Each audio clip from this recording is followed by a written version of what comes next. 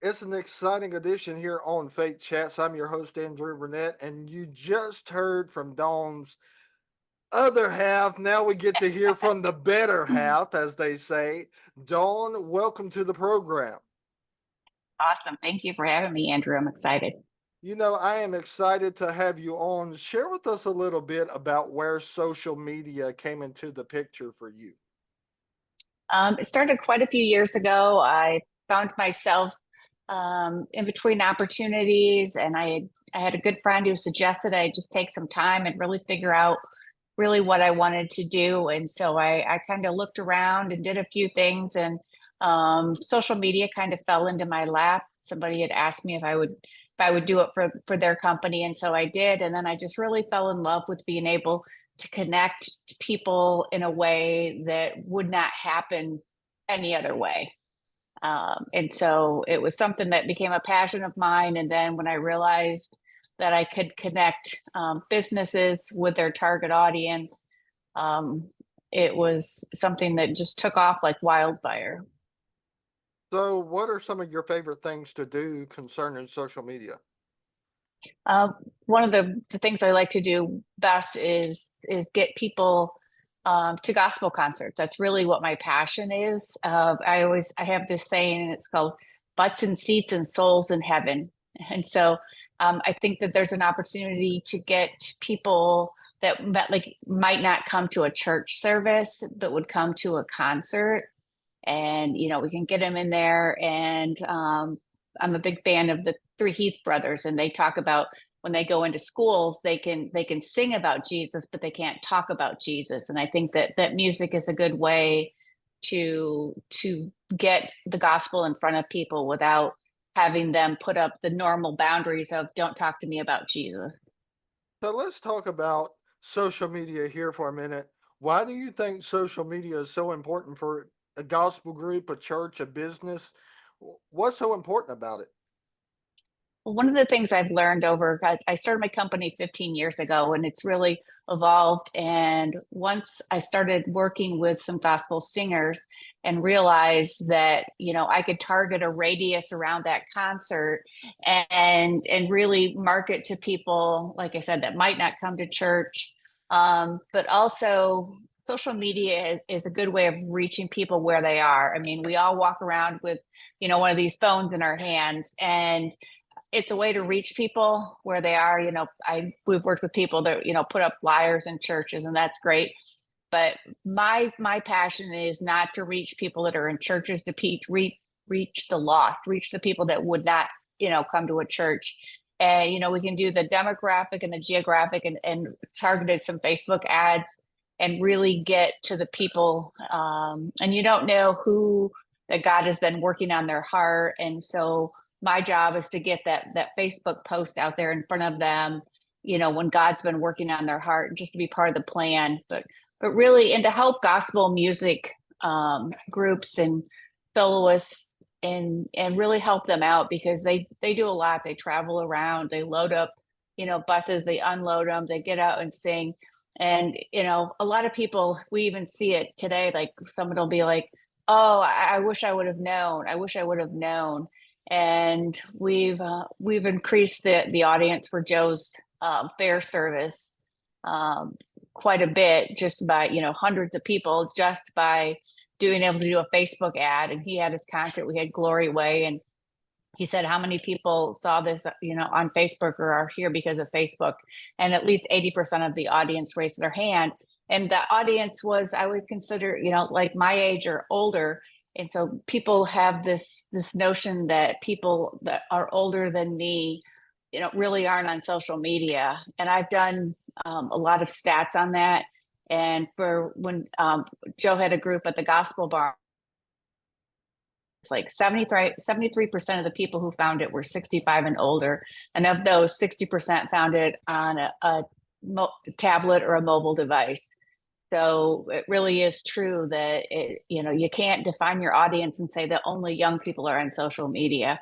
And with social media, it's also, once you sign up for an event and say that you're going, then it reminds you and it allows you to invite your friends. So it really does happen to like a waterfall. Once you set up the event and someone says they're going, then all their friends are going to see that they're going. And it really does have, I've seen it happen time and time again. I've worked with different gospel artists, and they say that I worked with Tammy Renee, and she said that she was, had at least 25% more at her concerts when she was doing the marketing with me. And I So, know that with Joe, it happens. who are some of the gospel artists that you've had the opportunity to work with? I worked with Tammy Renee. I worked with Sherry Taylor. I've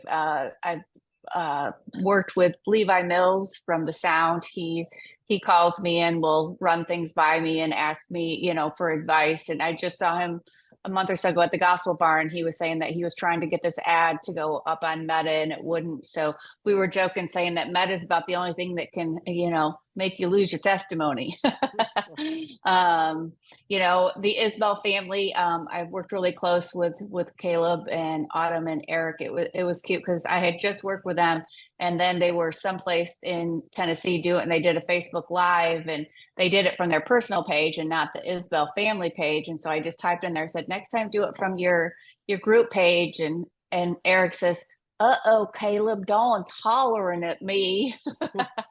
And I really I talk to Mark Forster from time to time. I really try to, whenever there's a group and I'm available, I try to really talk to them and pour, because I feel like God has given me this gift with the social media, and I really want to give it back to him and be able to, like I said, put butts in seats and souls in heaven. I always joke and say I'm going to get a t-shirt that says that.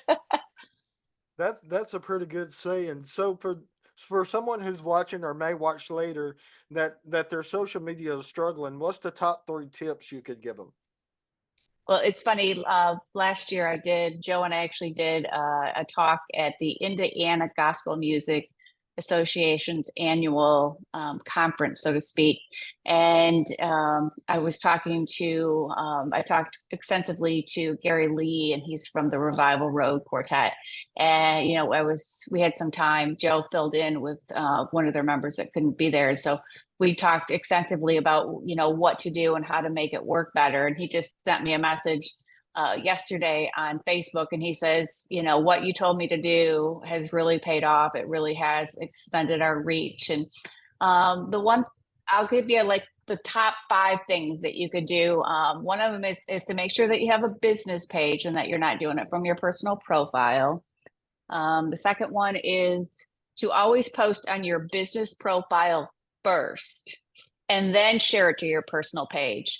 Because what happens is when you have it on your business page and you share it to your personal page, any likes or shares or engagement that are on that page on your personal profile is going to go back and count. So, like, if you've got 5 likes on your business page and 10 likes on your personal profile, it's going to tell Facebook that you've got 15 likes. And so the more likes and comments and shares that you have, the more people Facebook is going to show it to.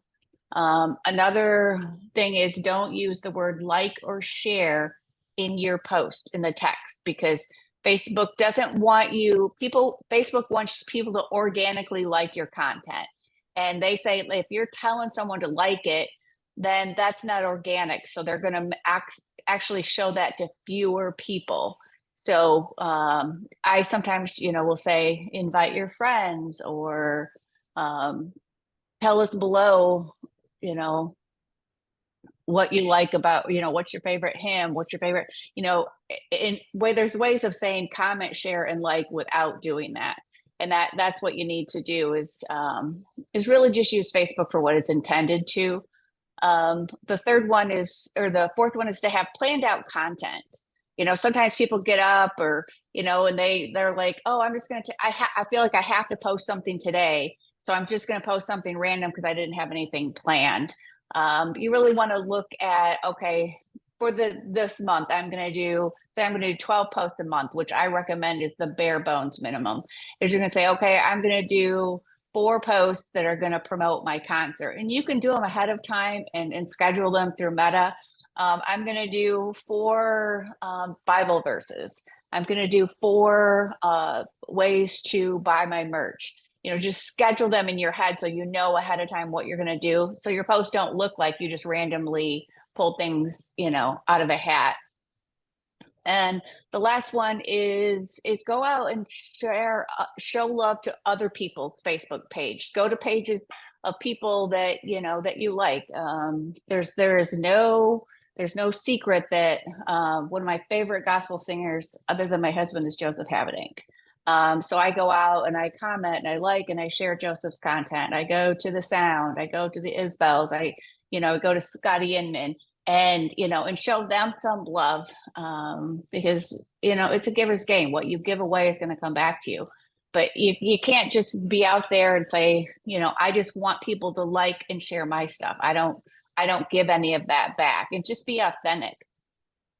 So, in what way do you think it's most important that we can integrate our faith on social media?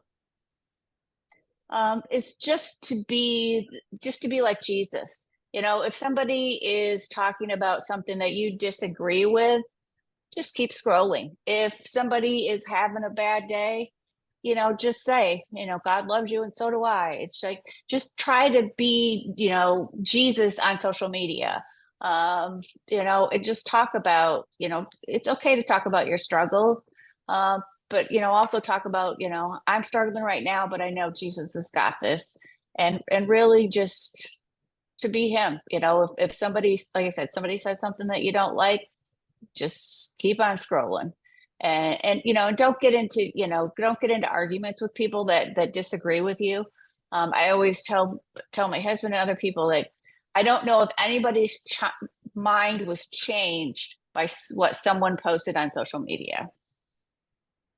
And And it's okay to disagree, and you can still be kind. and even in such time of tragedy, I mean, with the kneelings and everything that's going on, we Mm. have seen some horrible comments from I people. know. I know. People accusing other people of not being genuine, or people accusing people of posting things that are insensitive. And, we just have to realize that, that everybody's fighting a battle that you really don't know anything about, and give people grace. I mean, when we think about the amount of grace and mercy that Jesus gives us every second of every day, I think we could show each other just a little bit of that. And you would think that such tragedy would bring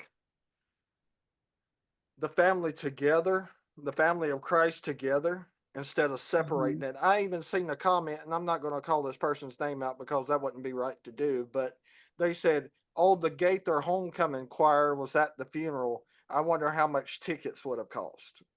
I mean, something just Oh. so out of context and that Hmm. hurts the people. They ought to think about Autumn. They ought to think about Todd. They ought to think about the tragedy, the loss. Right. They're not Right. in their shoes. They don't understand. And that's what I tell people all the time. People make decisions based on information you know nothing about. And, sometimes people say, "Oh, well, I know exactly how you feel." And it's like, you really don't. Even if you lost your parents, which I've lost both of my parents, even if I lost my sister, which I've lost my sister, I still don't know how Autumn feels.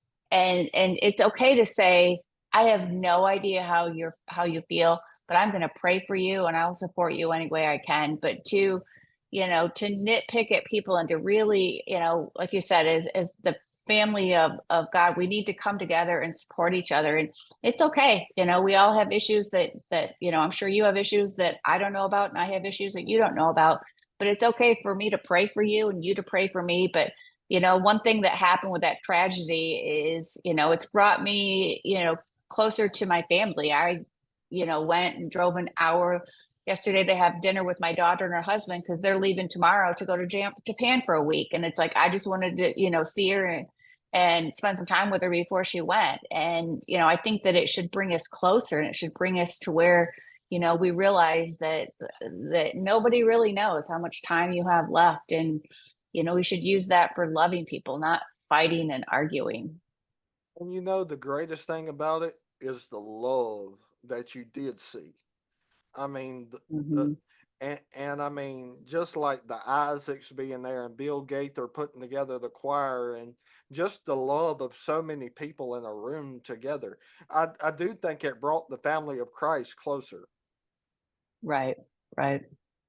And I have seen more love than I have seen people against it. But I mean, I'm just saying there's some people that speculate and some people that Right. that that that their mother didn't teach them when they were younger, like mine did Hmm. me, to keep your mouth shut if you ain't got nothing to say, and that's nice. I mean, some Right. people just let Exactly. their tongue override what they want to say. But anyway, Right. Yeah. And I know that one thing I get it quite often is that, social media is bad. Social media is evil. And it's really not. It's a tool. I like to think back during, COVID, when how many people met on Facebook Live from churches, and how many people, like when you put out a prayer request and you get, 100 people, praying for you. So I do think that it's context. People could say TV was bad. People could say, everything is good or bad. It's like when people talk about even like guns, it's like, guns are bad. Well, guns don't kill people, people kill people. And it's the same thing in social media. Social media is not bad, but there's bad things and do bad things. And so, yeah, one of my favorite social media people, he always says that, there's not more negativity in the world. They're just louder than the rest of us. And we have to speak up, and we have to put positivity out there and show love, and, just reach out, think about it, get up tomorrow and reach out to 10 people on Facebook that you haven't talked to in a month, and just say, hey, I'm thinking about you. And just think about if everybody did that, what a wave of a possibility that it could be for the positive. But you're never going to convince me that social media is bad. I mean, anything that you put before God can be bad. I mean, an idol. But as you were talking about the prayer request thing, if it wasn't for the prayers of God's people last year when I was in and out of the hospital 17 times and on dialysis, and I wouldn't be here today. I mean, I wouldn't be sitting here Right. today. It was those prayers that brought me through what I went through. So I see social media as a tool if you're honest. There's some people that go way far out in the left lane and post some out sketchy stuff. But if you're honest, I see people praying for other people and what we should be doing. Right. Right. I just use it as a way.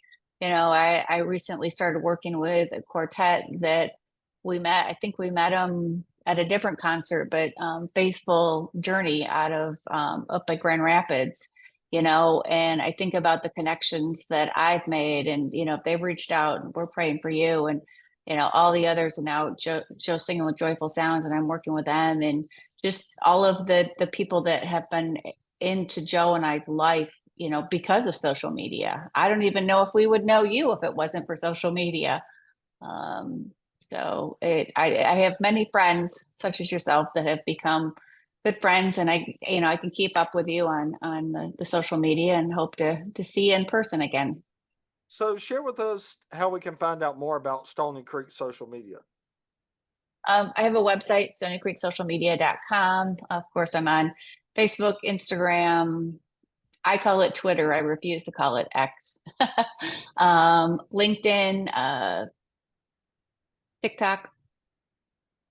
Yeah, that's the best way. Well, thank you so much, Dawn. I have enjoyed talking with you as always. God bless you and Joe, and I look forward to the next time I can see you in person. Awesome. Thank you, Andrew. God bless.